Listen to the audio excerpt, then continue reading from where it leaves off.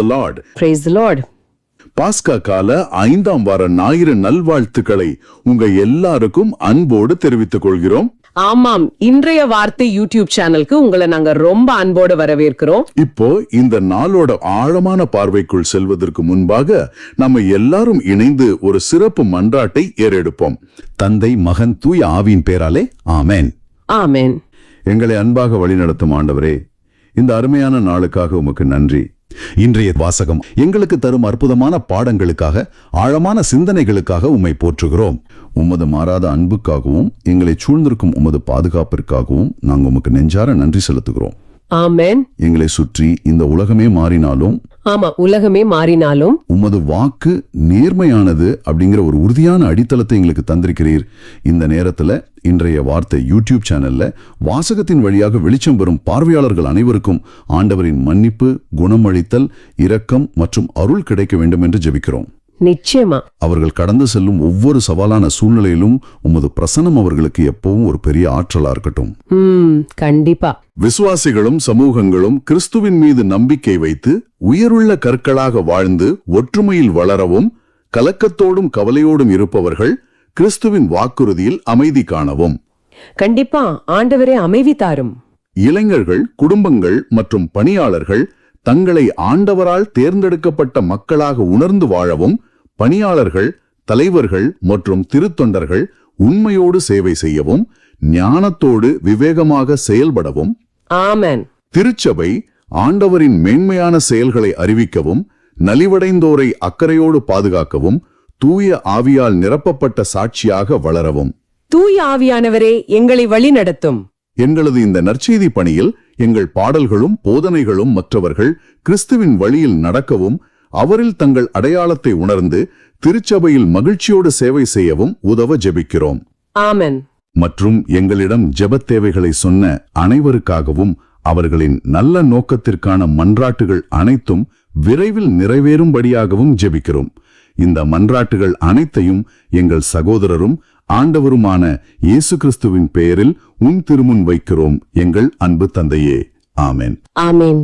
நேர்களே, உங்களது ஜெப தேவைகளை கமெண்டிலோ அல்லது எங்களின் வாட்ஸ்அப்பிலோ தெரிவியுங்கள். நாங்களும் எங்களது தனிப்பட்ட ஜெபத்திலும் ஜெபிக்கிறோம். மிக ஆழமான ஒரு ஜெபத்தோட இந்த நாளை நாம தொடங்கி இருக்கிறோம். ஒவ்வொரு நாளும் நாம எதிர்கொள்ளும் பலவிதமான சவால்களுக்கு மத்தியில ஆண்டவரின் வார்த்தை எப்படி ஒரு தெளிவான விளக்கத்தை தருதுன்னு பார்ப்பதே எப்போதுமே ஒரு வியப்பான அனுபவம் தான். கண்டிப்பா. அந்த வியப்பான அனுபவத்திற்குள் செல்வதற்கு முன் நான் உங்களுக்கு ஒரு சின்ன ஸ்டோரி சொல்றேன். இப்போ கற்பனை செய்து பாருங்க. சுட்டெரிக்கும் ஒரு மாபெரும் பாலைவனம். மணல் புயல் வேற ரொம்ப வேகமா வீசி கொண்டிருக்கிறது. கேக்குறதுக்கே பயமா இருக்கே. ஆமா, அங்க ஒருத்தர் திசை தெரியாமல், தண்ணீர் இல்லாமல் தவித்து கொண்டிருக்கிறாரு. அவருடைய கையில ஒரு வரைபடம் இருக்கு. ஆனால் அந்த வரைபடத்தில் இருக்கும் குறியீடுகளை எப்படி படிப்பது, எந்த பக்கம் செல்வது என்று அவருக்கு கொஞ்சமும் புரியவில்லை. அந்த சூழ்நிலையில வரைபடத்தை வச்சுக்கிட்டு என்ன பண்றதுன்னு ஒரு பெரிய குழப்பம் வந்திருக்கும். எக்ஸாக்ட்லி. அந்த உச்சக்கட்ட குழப்பத்தில் அந்த பாலைவனத்தின் முழுமையாக அறிந்த ஒரு வழிகாட்டி நேரில் வர்றாரு. அவர் அந்த வரைபடத்தை விளக்குவதற்கு பதிலாக, நீ இந்த வரைபடத்தை வைத்துக்கொண்டு கஷ்டப்பட வேண்டாம், நானே உனக்கு வழி, என் கையை பிடித்துக்கொள், என்னை பின்பற்றி வா என்று அழைத்து செல்கிறார். அது அந்த வழிபோக்கனுக்கு எவ்வளவு பெரிய ஆறுதலாக இருந்திருக்கும். வாவ்! அந்த ஆறுதல் வார்த்தைகளால விவரிக்க முடியாத ஒன்று. ஏன்னா வெறும் தகவல்களை தருவதை விட ஒருவர் தன்னையே ஒரு தீர்வாக முன்வைக்கும் போது அங்கு ஒரு ஆழமான நம்பிக்கை பிறக்குது. உண்மைதான். நீங்க இந்த ஸ்டோரிய சொல்லும் போது ஏன் நினைவுக்கு வருவது நமது அன்றாட வாழ்க்கைதான். நீங்களும் நானும் பல நேரங்களில் அந்த பாலைவனத்தில் நிற்பது போலதான் உணர்கிறோம். நமக்கு தத்துவங்கள் தெரியும், அறிவுரைகள் கிடைக்கும், ஆனால் எந்த திசையில் பயணிப்பது என்ற குழப்பம் எப்போதுமே இருக்கும். சரியா சொன்னீங்க. அந்த குழப்பத்துக்கான தீர்வைத்தான் நாம இன்னைக்கு தேட போறோம். இன்றைய பாஸ்கா 5ஆம் வார ஞாயிறு திருப்பலி வாசகங்களான திருத்தூதர் பணிகள் 6.1 முதல் 7, 1 பேதுரு 2.4 முதல் 9 மற்றும் யோவான் 14.1 முதல் 12 ஆகியவை நமது அன்றாட வாழ்க்கையின் இந்த குழப்பங்களுக்கு எவ்வாறு ஒரு தெளிவான வழிகாட்டுதலை தருகின்றன என்பதை அலசுவதுதான் நமது இந்த ஆழமான பார்வையின் நோக்கம். இதை நாம் திருத்தூதர் பணிகள் நூலிலிருந்து தொடங்குவோம். தொடக்க கால திருச்சபை என்று சொன்ன உடனேயே நம் மனக்கண்ணில் ஒரு மிகச் சிறந்த, குறைகளே இல்லாத ஒரு சமூகம் வந்து போகிறதல்லவா? ஆமா, எல்லாரும் அனைத்தையும் பகிர்ந்து கொண்டார்கள். அங்கே ஒரு மனமும் ஒரு சிந்தனையுமாய் இருந்தார்கள் என்று நாம் கற்பனை செய்து வச்சிருக்கோம். ஆனா திருத்தூதர் பணிகள் 6ஆம் அதிகாரத்தை படிக்கும்போது அது ஒரு பெரிய அதிர்ச்சியாக இருக்கு. அங்கு கிரேக்க மொழி பேசும் யூதர்களுக்கும் எபிரேய மொழி பேசும் யூதர்களுக்கும் இடையே அன்றாட பந்தி பரிமாறலில், அதாவது உணவு வழங்கும் விஷயத்தில் ஒரு மிகப்பெரிய முணுமுணுப்பு எழுகிறது. ஆமா, அவங்க தங்களுக்குள் பிரிந்து நின்று சண்டையிடுகிறார்கள். தொடக்க காலத்திலேயே இப்படி ஒரு மாபெரும் பிளவா அப்படின்னு நமக்கே ஒரு சந்தேகம் வரும். இது அதிர்ச்சியாக இருக்கலாம், ஆனா இதுதான் நிதர்சனமான உண்மை. திருச்சபை என்பது வானத்தில் மிதக்கும் ஒரு கற்பனை உலகம் அல்ல. அது சாதாரண உணர்ச்சிகள் கொண்ட மனிதர்களால் கட்டமைக்கப்பட்ட ஒரு நிஜ சமூகம் என்பதை இந்த நிகழ்வு நமக்கு ஆணித்தரமாக உணர்த்துகிறது. அதாவது அங்க இருக்கிற யதார்த்தத்தை திருவிவிலியம் மறைக்கல. கண்டிப்பா மறைக்கல. இப்போ இந்த வாசகத்தோட முதல் வசனம் எப்படி தொடங்குதுன்னு கவனிச்சிங்களா? அக்காலத்தில் சீடர்களின் எண்ணிக்கை பெருகி வந்தது அப்படின்னு இருக்கு. ஆம், அந்த பெருகி வந்தது அப்படிங்கிற வார்த்தை ரொம்ப முக்கியம். கண்டிப்பா. தூய ஆவியின் வருகைக்கு பிறகு பேதுருவோட முதல் பிரசங்கத்திலேயே 3000 பேர் திருச்சபையில இணைஞ்சாங்கன்னு திருவிவிலியம் சொல்லுது. அடுத்த சில நாட்கள்லயே அது 5000 மாறுச்சு. அப்போ அது ஒரு மாபெரும் வளர்ச்சி இல்லையா? ஆமா. இப்படி ஒரு மாபெரும் வளர்ச்சி வரும்போது அது சும்மா வராது, தன்னோடைய சில பெரிய நிர்வாக நெருக்கடிகளையும் கூட்டிட்டு வரும். இதை நாம கொஞ்சம் ஆழமா சிந்திக்கணும். இதை கேட்கிற நீங்க கூட உங்க வாழ்க்கையில யோசிச்சு பாருங்க. வளர்ச்சி அப்படிங்கிறது எப்போதுமே மகிழ்ச்சிக்குரியதுன்னு தான் நாம நினைக்கிறோம். உண்மைதான். வளர்ச்சி என்றாலே சந்தோஷம்தான் ஒரு பொதுவான எண்ணம் இருக்கு. ஆனா ஒரு குடும்பம் பெரிதாகும் போது அல்லது ஒரு நிறுவனம் வேகமா வளரும் போது ஆரம்பத்துல இருந்த அந்த நெருக்கம் குறைய ஆரம்பிக்கும். யாரோ ஒருவர் தங்களை யாரும் கண்டுக்கலையோ நினைக்க தோணும். இப்படிப்பட்ட முணுமுணுப்புகள் வர்றது ரொம்ப இயல்பு தானே? ரொம்ப இயல்பு. ஆனா இந்த வாசகத்துல வந்த முணுமுணுப்பு கொஞ்சம் வித்தியாசமானது இல்லையா? கட்டாயமா. இத நாம புரிஞ்சுக்கணும்னா அந்த மூல மொழியோட வரலாற்று பின்னணியை நம்ம உற்று நோக்கணும். வாசகத்துல பாத்தீங்கன்னா, கிரேக்க மொழி பேசுவோர் தங்களுடைய கைப்பெண்கள் அன்றாட பந்தியில் முறையாக கவனிக்கப்படவில்லை என்று எபிரேய மொழி பேசுவோருக்கு எதிராக முணுமுணுத்தனர் அப்படின்னு வாசிக்கிறோம். இதுல மொழிகள் குறிப்பிடப்படுது. ஆமா, ஆனா இது வெறும் கிரேக்க மொழிக்கும் அரமேய மொழிக்கும் இடையிலான பிரச்சனை கிடையாது.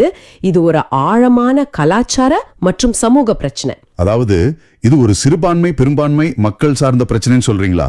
இதை இன்னும் கொஞ்சம் தெளிவுபடுத்துங்களேன். கண்டிப்பா.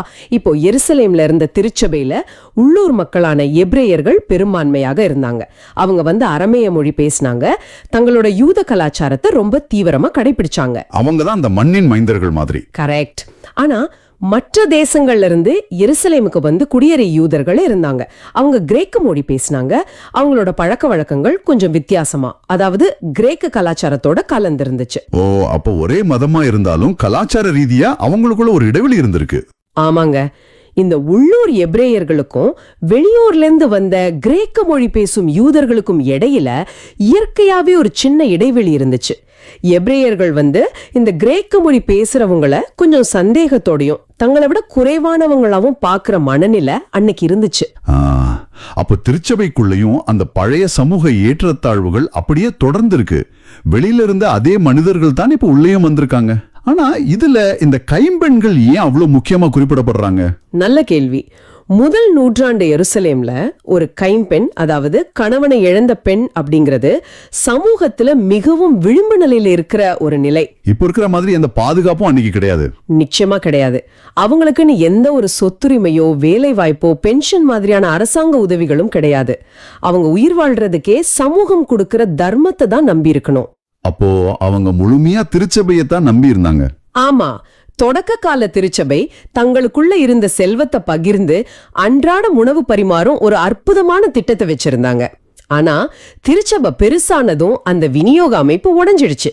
நிர்வாக பொறுப்புல இருந்த பெரும்பான்மை எபிரேயர்கள் தங்களுடைய சொந்த மக்களான எபிரேய கைப்பெண்களுக்கு உணவு பரிமாறுறதுல காட்டின அக்கறைய சிறுபான்மையினரான கிரேக்க கைப்பெண்கள் கிட்ட காட்டு தவறிட்டாங்க. இது ரொம்ப முக்கியமான பாயிண்ட். இது ஏதோ வேணும்னே திட்டமிட்டு செஞ்ச ஒரு சதியா இருக்காது. ஆனா ஒரு அமைப்புல இருக்கிற பெரும்பான்மை மக்கள் தங்களுடைய தொடர்புகள் மூலமா எல்லா வசதிகளையும் ஈஸியா அடைஞ்சிடுறாங்க. ஆமா, அவங்களுக்குள்ள பேசுறது பழகுறது எல்லாம் ரொம்ப இயல்பா நடக்கும். கரெக்ட். ஆனா தொடர்புகள் இல்லாத சிறுபான்மை மக்கள் விடுபட்டு போறாங்க. நீங்க வேலை செய்யற இடத்துல கூட இதை கவனிச்சிருக்கலாம். இதத்தான் அமைப்பு ரீதியான பாகுபாடு அப்படின்னு சொல்றோம். Systemic discrimination. ஆமா. இத திருத்தூதர்கள் எப்படி கையாண்டாங்க அப்படிங்கிறது தான் இங்க சுவாரஸ்யமான விஷயம். அவங்க 12 திருத்தூதர்களும் சீடர்களை ஒருங்கிணைத்து, நாங்கள் ஆண்டவருடைய வார்த்தையை கற்பிப்பதை விட்டுவிட்டு பந்தியில் பரிமாறும் பணியில் ஈடுபடுவது முறையல்ல அப்படின்னு சொல்றாங்க. ஆமா, அவங்க இந்த பிரச்சனையை மூடி மறைக்கல, அதை நேருக்கு நேர எதிர்கொண்டாங்க. ஆனா இங்க எனக்கு ஒரு உறுத்தல் வருது.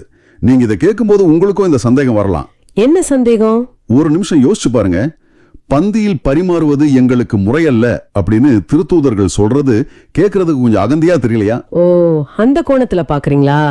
ஆமா, அதாவது நாங்க ஆன்மீக தலைவர்கள், நாங்க போய் எப்படி சாப்பாடு பரிமாற முடியும், அது எங்களுக்கு தகுதியற்ற வேலை அப்படிங்கிற மாதிரி ஒரு தொனி இதுல இருக்கிறதா தோணலையா? இது ஒரு மிகச்சிறந்த கேள்வி. மேலோட்டமாக படிக்கும்போது அப்படிதான் தோணும். ஆனா நீங்க கொஞ்சம் ஆழமா பாத்தீங்கன்னா திருத்தூதர்கள் எந்த வேலையும் தரம் குறைந்ததுன்னு நினைக்கவே இல்ல. அப்போ அவங்க எதை சொல்ல வராங்க?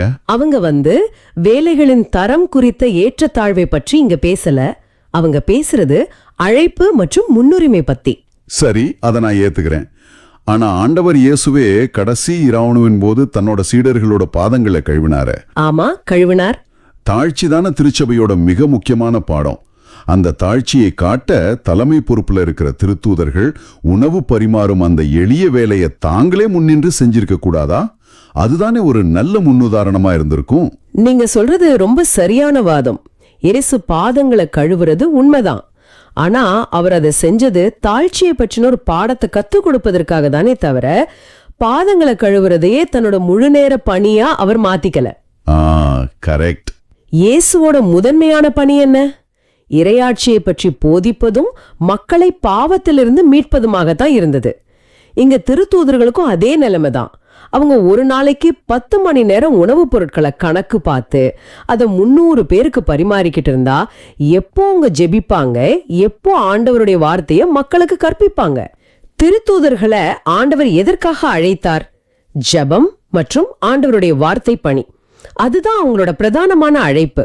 ஆமா, அவங்க தானே நேரில் கண்ட சாட்சிகள். கண்டிப்பா.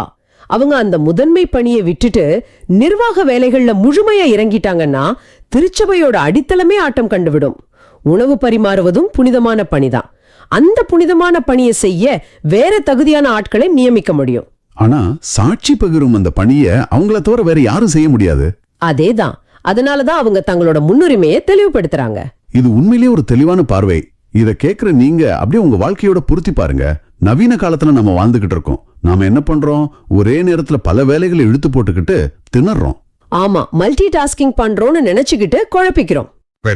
கருகலுக வேலை, வீட்டு வேலை, சமூக பொறுப்புகள், நண்பர்களோட நேரம் செலவிடுறதுன்னு எல்லாத்துலயும் நாமே பெர்ஃபெக்ட்டா இருக்கணும்னு நினைக்கிறோம். இதனால என்ன ஆகுது?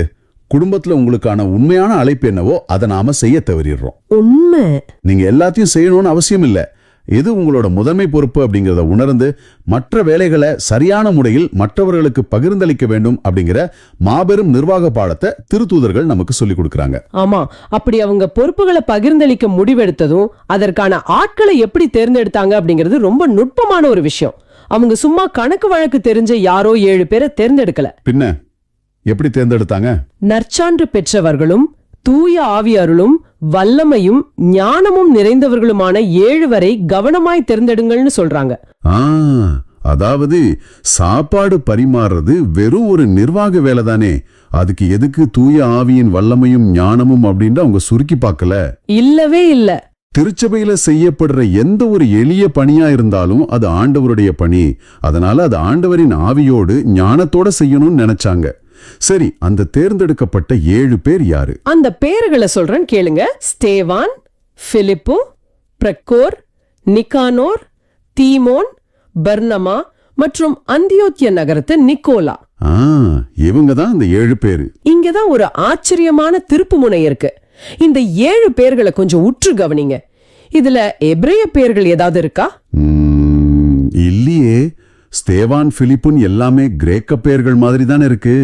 இதுதான் இங்க மிக முக்கியமான விஷயம். இந்த 7 பேருடைய பெயர்களுமே கிரேக்க பெயர்கள்.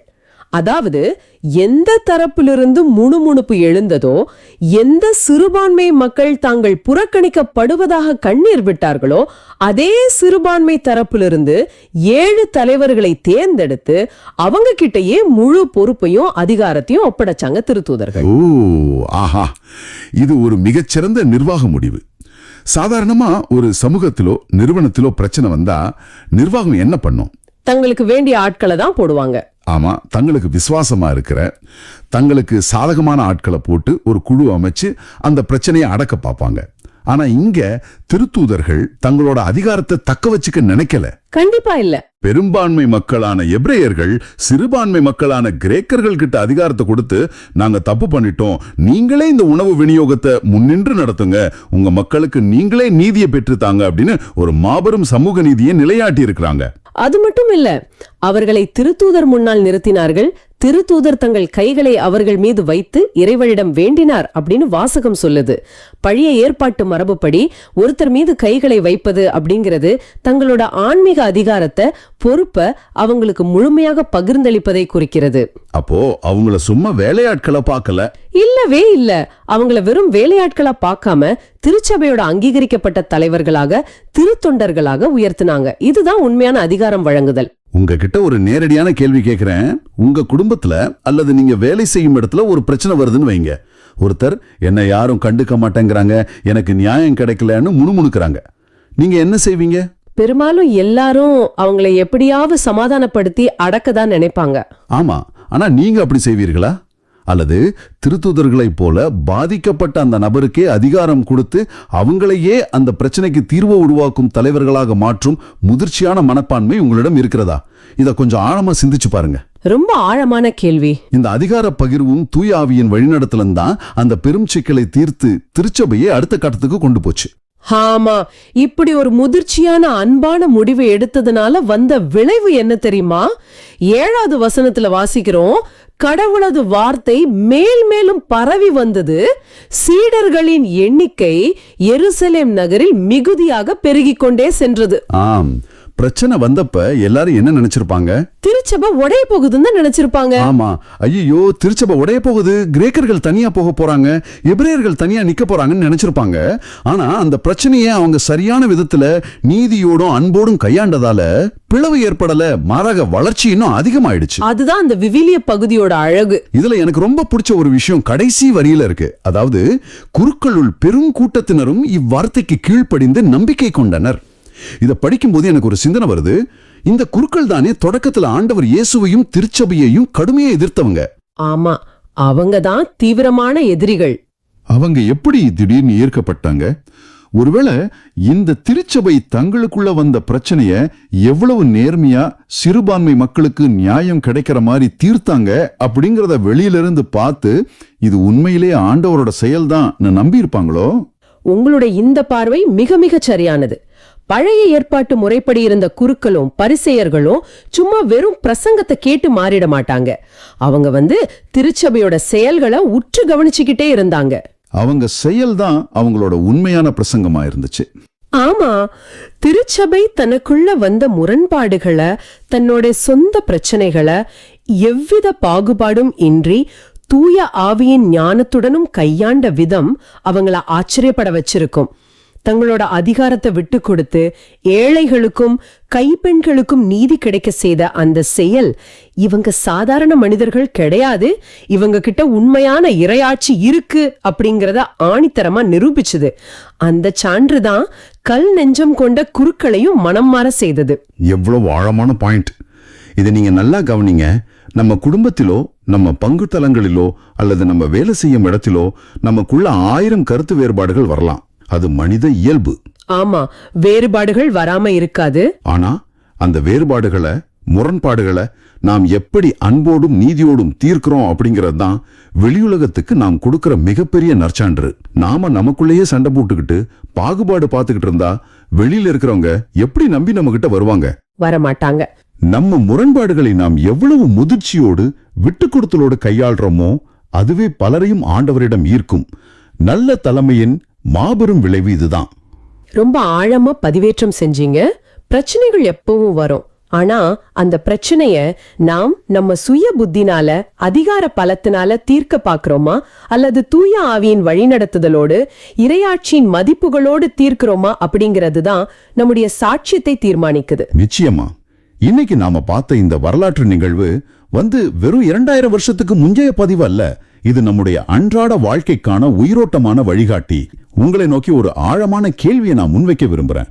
தொடக்க கால திருச்சபை தங்களுக்குள் இருந்த பாகுபாட்டை களைந்து அன்பை பகிர்ந்தளிக்க தங்களது நிர்வாக அமைப்பையே, தங்களது பழைய பழக்க வழக்கங்களையே மாற்றி அமைத்தது. இது ரொம்ப பெரிய விஷயம்.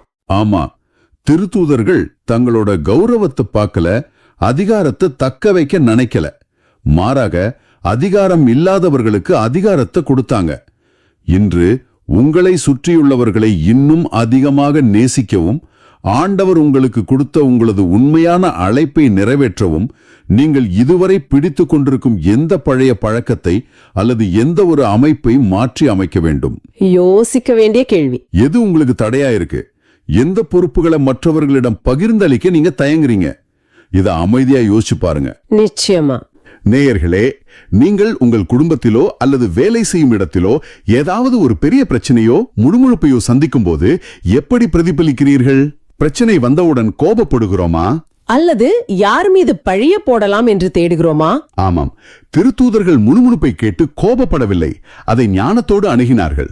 முணுமுணுப்பை தவிர்த்துவிட்டு சரியான நபர்களிடம் பொறுப்புகளை பகிர்ந்தளித்து திருச்சபையை அடுத்த கட்டத்திற்கு நகர்த்தினார்கள். பிரச்சனை ஒரு முட்டுக்கட்டையாக இல்லாமல் அது ஒரு புதிய தலைமைத்துவத்தை, ஸ்தேவான் போன்ற மாபெரும் சாட்சிகளை உருவாக்கும் ஒரு வாய்ப்பாக மாறியது. மிகச் சரியான பார்வை. அந்த முணுமுணுப்பு வந்ததாலதான் ஸ்தேவானும் பிலிப்பும் புதிய பொறுப்பிற்கு வந்தார்கள்.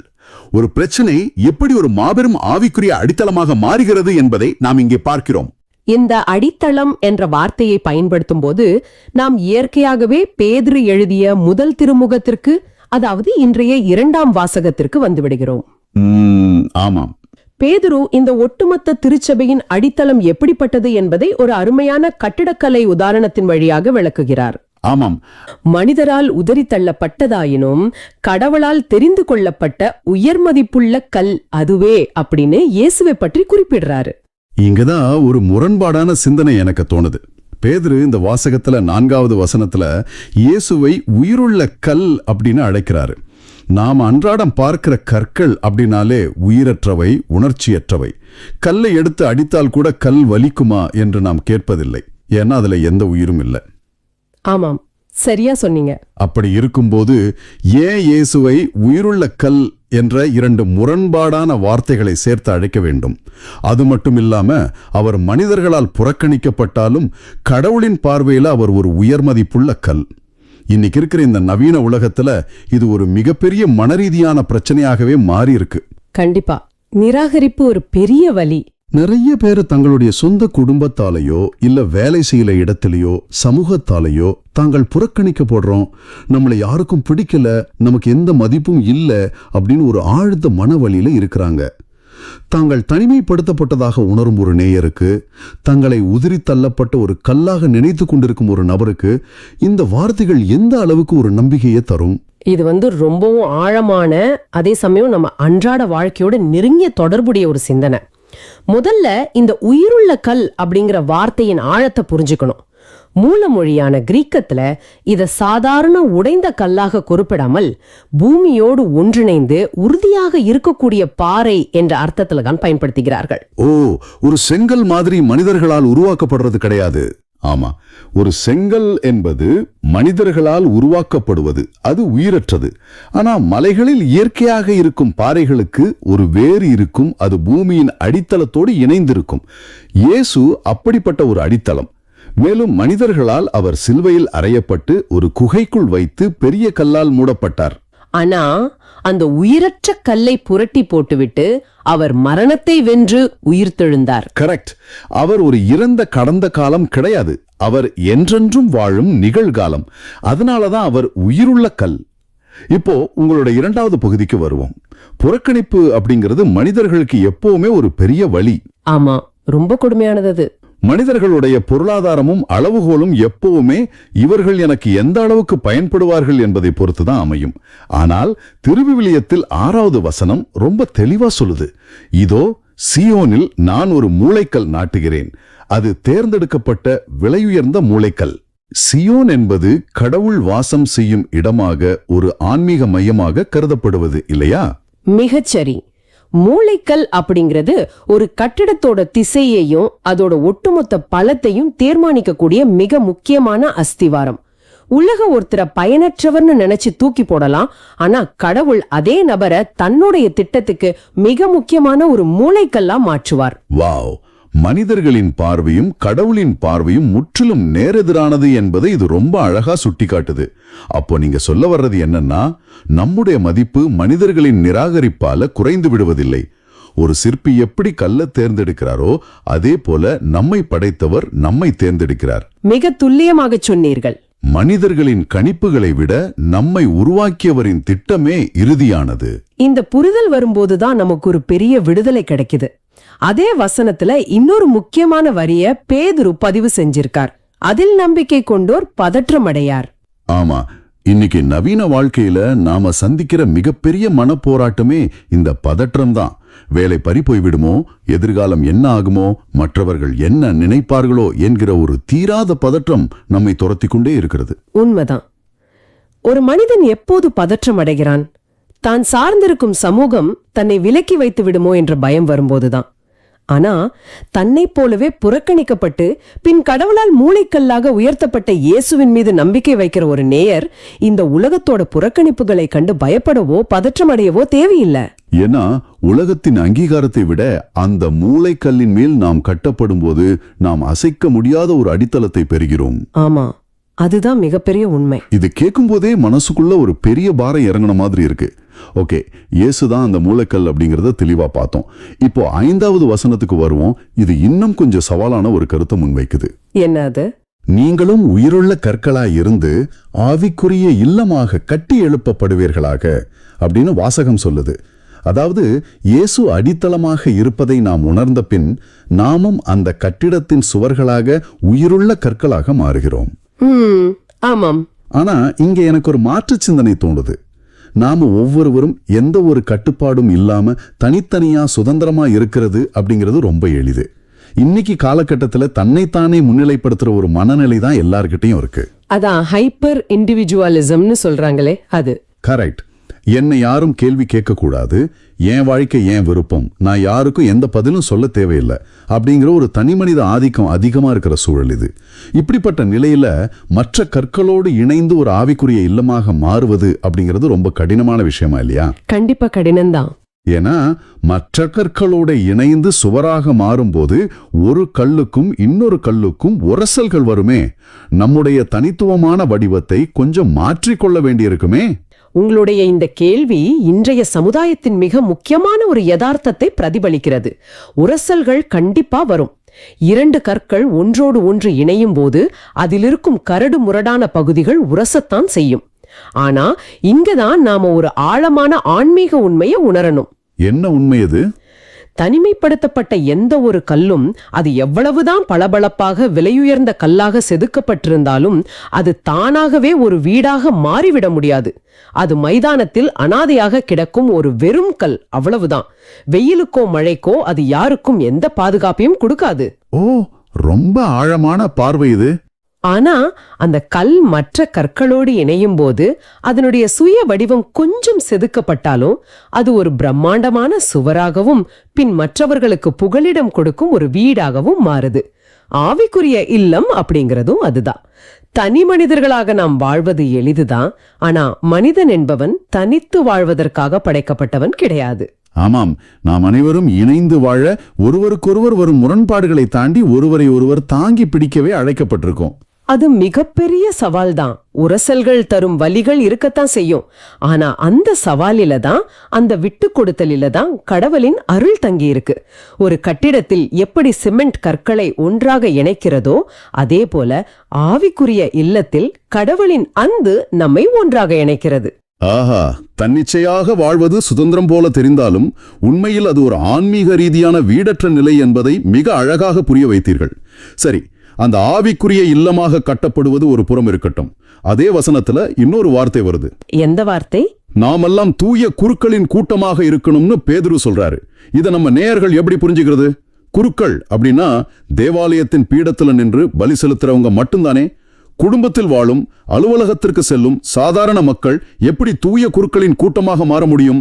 இது திருவிவிலியத்தின் மிக முக்கியமான, பலரும் முழுமையாக புரிந்து கொள்ளாத ஒரு பகுதி.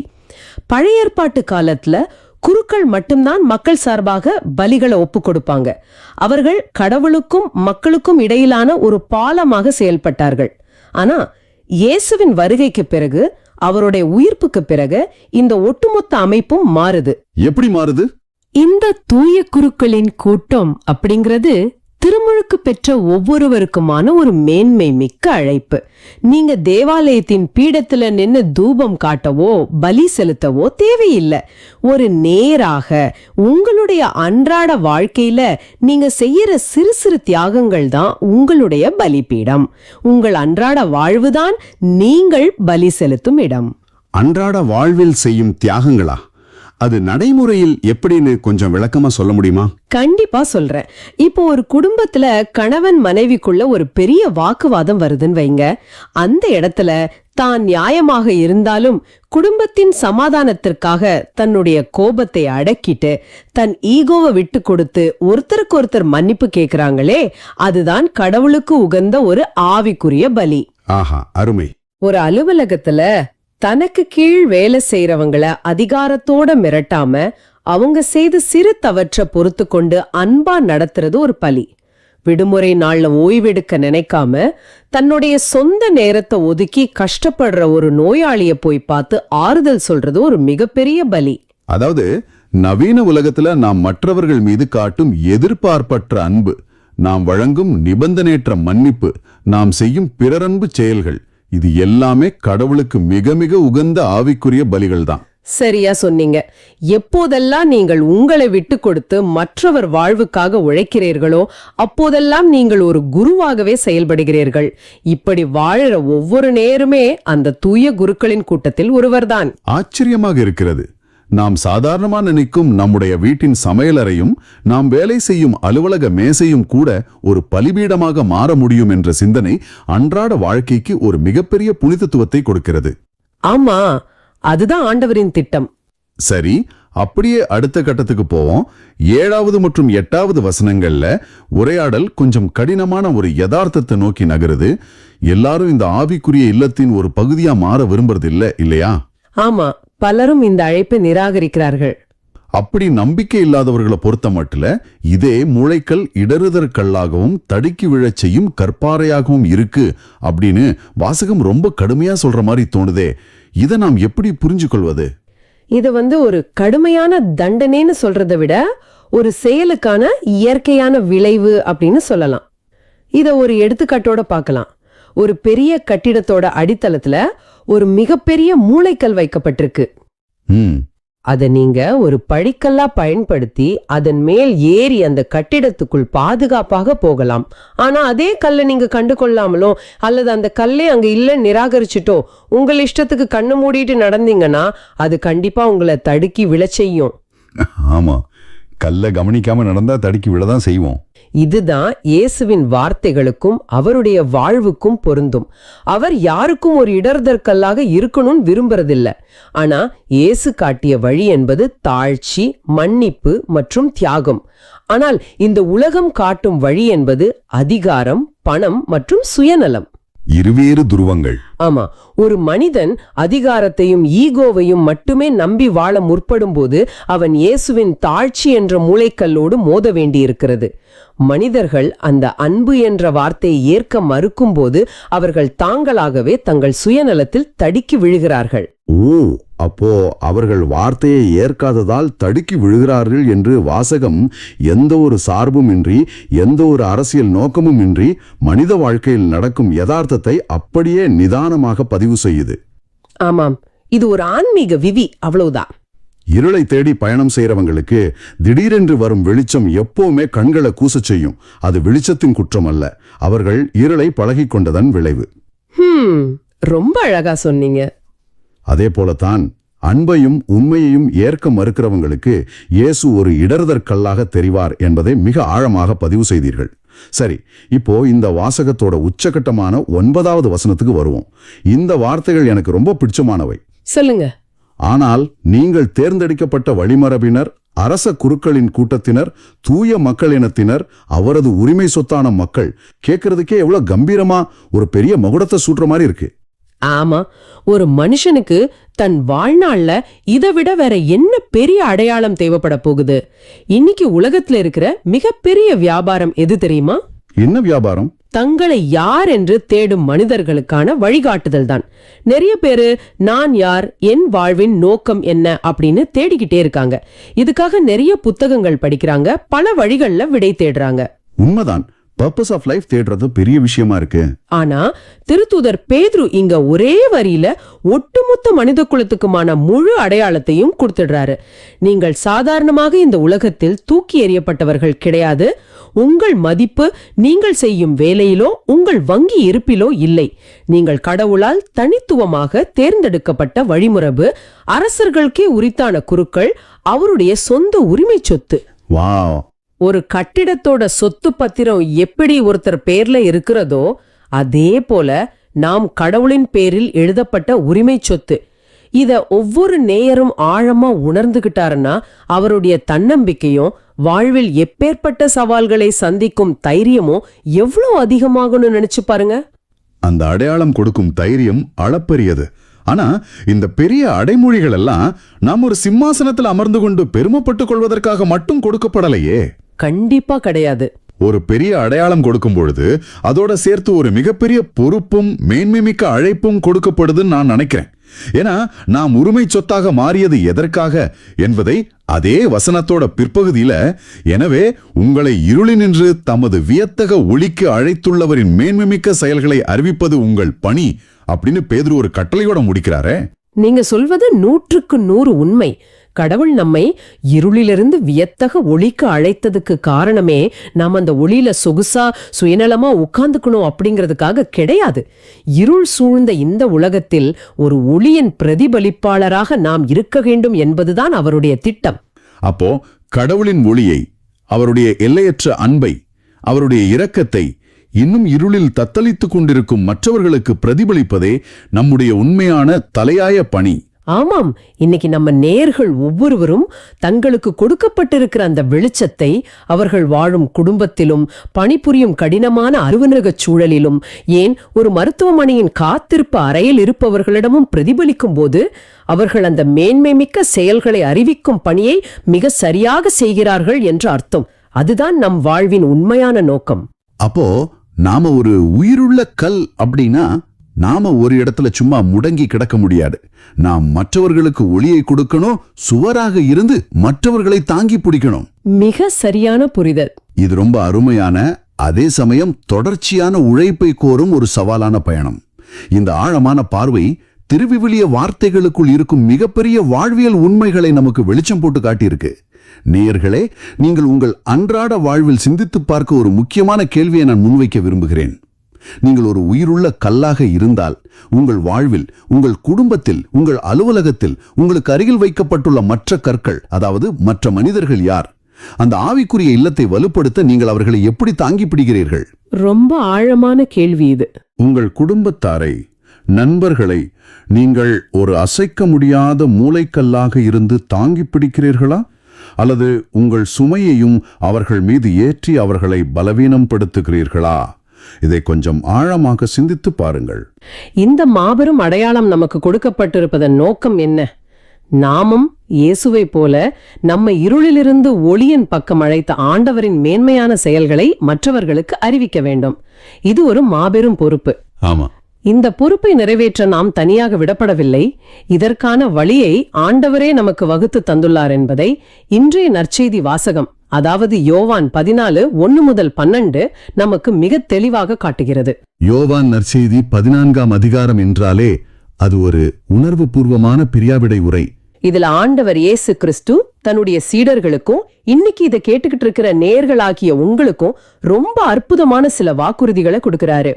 முதல்ல இந்த வாசகம் நடக்கிற சூழ்நிலையை நம்ம மனக்கண்ணல நிறுத்தி பார்க்கணும். கண்டிப்பா அந்த பின்னணி ரொம்ப முக்கியம். இது கடைசி இராமுணவு நேரம். அந்த அறைக்குள்ள ஒரு அமைதி இருக்கு. ஆனா அது புயலுக்கு பின்னாடி வர்ற அமைதி கிடையாது. புயல் வீச போறதுக்கு முன்னாடி இருக்கிற ஒரு பயங்கரமான அமைதி. இயேசு தன்னுடைய பாடுகளையும் இறப்பையும் பத்தி சீடர்கள் கிட்ட சொல்லிட்டாரு. அவங்களுக்கு அது பெரிய அதிர்ச்சியா இருந்திருக்கும். ஆமா, அது மட்டும் இல்லாம யூதாஸ் அவரை காட்டி கொடுக்க போயிட்டாரு. பேதுரு அவரை மறுதலிப்பார்னு அவர் சொல்லிட்டாரு. தான் அவங்கள விட்டுட்டு போக போறதா சொல்றாரு. ஒரு குடும்பத்தோட ஆணி வேரா இருக்கிற நபர் திடீர்னு இறந்துடுவார்னு செய்தி கேட்டா அந்த குடும்பம் எப்படி நிலை குலையுமோ அதே மாதிரி ஒரு உச்சக்கட்ட பயத்திலையும் கலக்கத்திலையும் சீடர்கள் இருக்காங்க. கரெக்ட். அவங்களுடைய உலகமே தலைகீழா மாறுற ஒரு தருணம் அது. ஏன்னா 3 வருஷமா ஆண்டவர் இயேசுவோடவே பயணிச்சிருக்காங்க. ஆமா, எல்லாமே அவர்தான் உங்களுக்கு. தங்களுடைய தொழில், குடும்பம்னு எல்லாத்தையும் விட்டுட்டு அவரை மட்டுமே நம்பி வந்திருக்காங்க. அவர்தான் தங்களுக்கு எல்லாம், அவர்தான் இஸ்ரேலை மீட்க போகிறவர்னு முழுமையா நம்பியிருந்த நேரத்துல அவர் நான் உங்களை விட்டு போறேன் அப்படின்னு சொல்லும்போது அவங்களுக்குள்ள எவ்வளவு பெரிய வெற்றிடமும் நிராபத்தின்மையும் உருவாகி இருக்கும்னு நாம கற்பனை செஞ்சு பார்க்கணும். கண்டிப்பா அந்த ஒரு தவிப்பு பயங்கரமா இருந்திருக்கும். அந்த இருண்ட சூழ்நிலையில தான் இயேசு தன்னுடைய வார்த்தைகளை ரொம்ப கனிவா ஆரம்பிக்கிறாரு.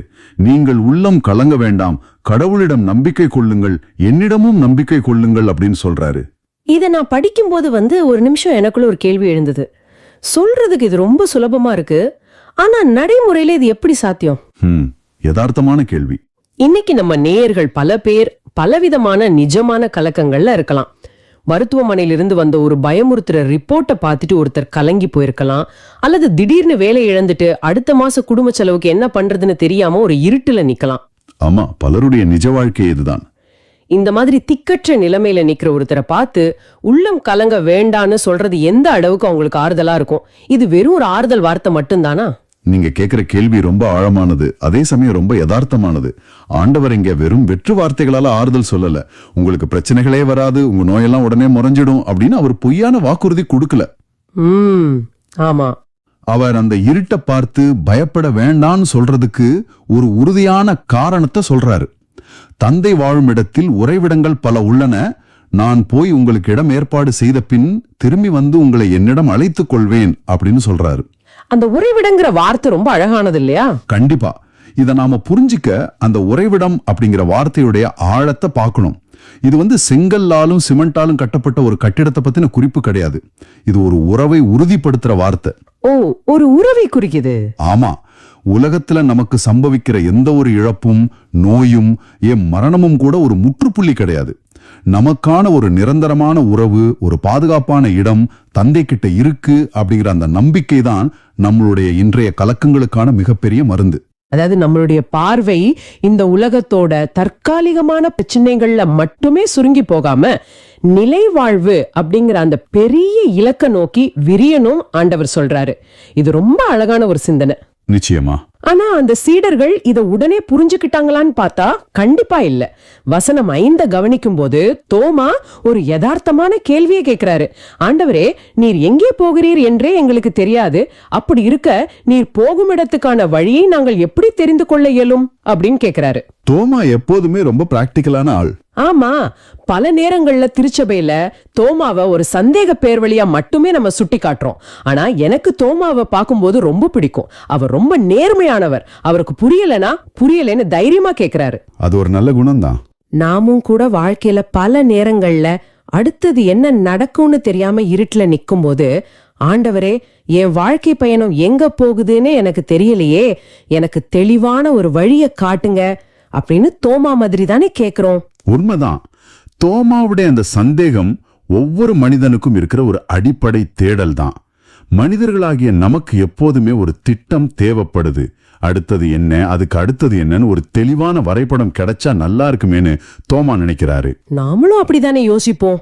ஆனா ஆண்டவர் கொடுக்கிற பதில் தோமாவுடைய எதிர்பார்ப்பை விட பல மடங்கு பெரியது. வசனம் 6 ஆண்டவர் சொல்றாரு, வழியும் உண்மையும் வாழ்வும் நானே, என் வழியாய் அன்றி எவரும் தந்தையிடம் வருவதில்லை.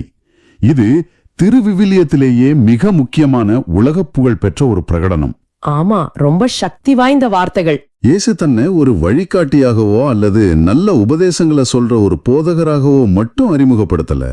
அவரேதான் அந்த வழி அப்படின்னு திட்டவட்டமா சொல்றாரு. வழிய காட்டுபவருக்கும் அவரே வழியா இருக்கிறதற்கும் பெரிய வித்தியாசம் இருக்கு இல்லையா? எக்ஸாக்ட்லி. அவரே கூட வர்ற வழி. இதையே நம்ம நேயர்களோட அன்றாட வாழ்க்கைக்கு கொண்டு வருவோம். இன்னைக்கு நாம வாழ்ற இந்த காலகட்டத்துல தகவல்களுக்கு பஞ்சமே கிடையாது. தினமும் காலையில எழுந்திரிச்சதும் நம்ம சுத்தி 1000 பேர் 1000 வழிய காட்டுறாங்க. ஆமா, சோஷியல் மீடியாவை திறந்தாலே போதும். அதுதான், இப்படி முதலீடு செஞ்சா இதுதான் வெற்றிக்கான வழி, இந்த பழக்கத்தை பின்பற்றினா இதுதான் மகிழ்ச்சிக்கான வழி அப்படின்னு நிறைய போலி உண்மைகள் நம்ம சுத்தி உலா வருது. இந்த மாதிரி ஒரு குழப்பமான உலகத்துல உண்மையை தேடுற மனிதர்களுக்கு இயேசு உண்மையும் நானே அப்படின்னு சொல்றது மிகப்பெரிய ஒரு நங்கூர மாதிரி எனக்கு தோணுது. கரெக்ட்.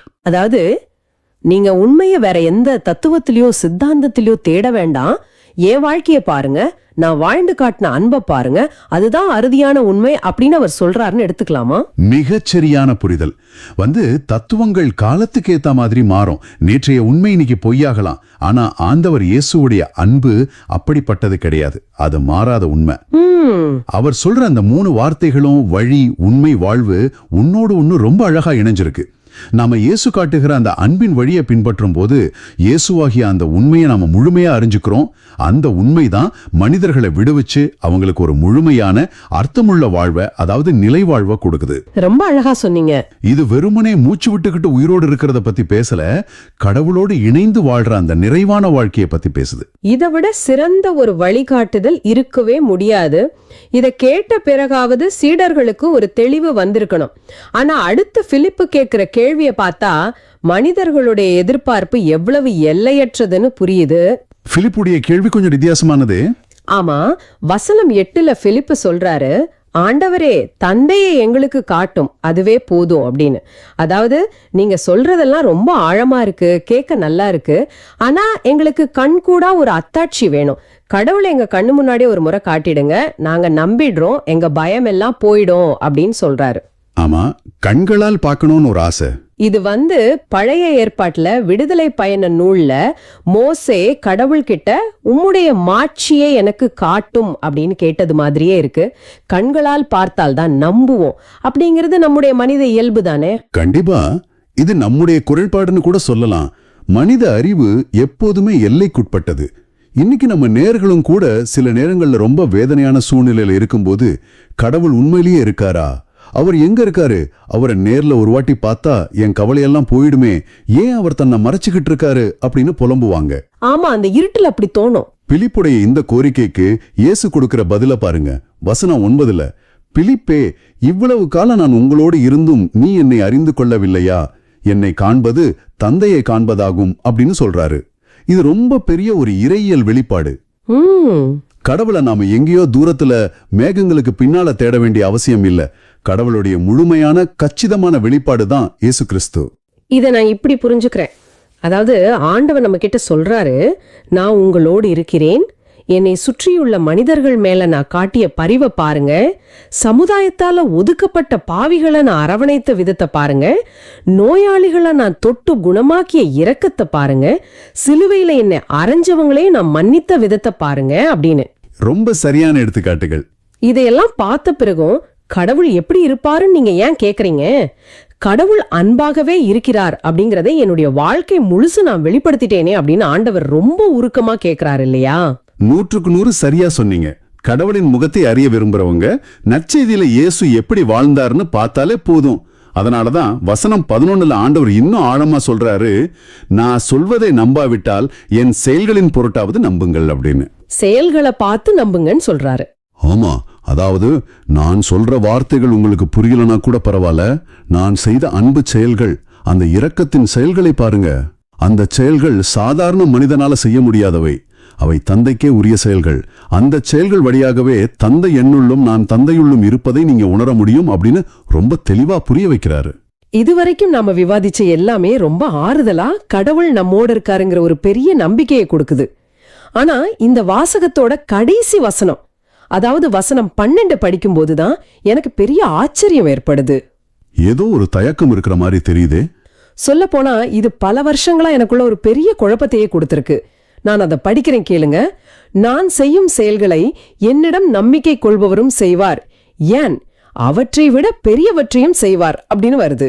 இது எப்படி புரிஞ்சுக்கிறது? அது நிறைய பேருக்கு வர்ற ஒரு கேள்விதான். ஈசு புயலை அடக்கினாரு, பார்வை இல்லாதவங்களுக்கு பார்வை கொடுத்தாரு, இறந்த லாசரை 4 நாட்களுக்கு பிறகு உயிரோடு எழுப்பினாரு, நாமெல்லாம் சாதாரண மனிதர்கள், பலவீனங்கள் நிறைந்தவங்க.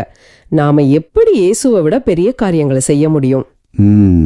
இத படிக்கும்போது ஒருவேளை இது ரொம்ப மிகைப்படுத்தி சொல்லப்பட்ட வார்த்தையா இருக்குமோன்னு எனக்கு தோணுச்சு.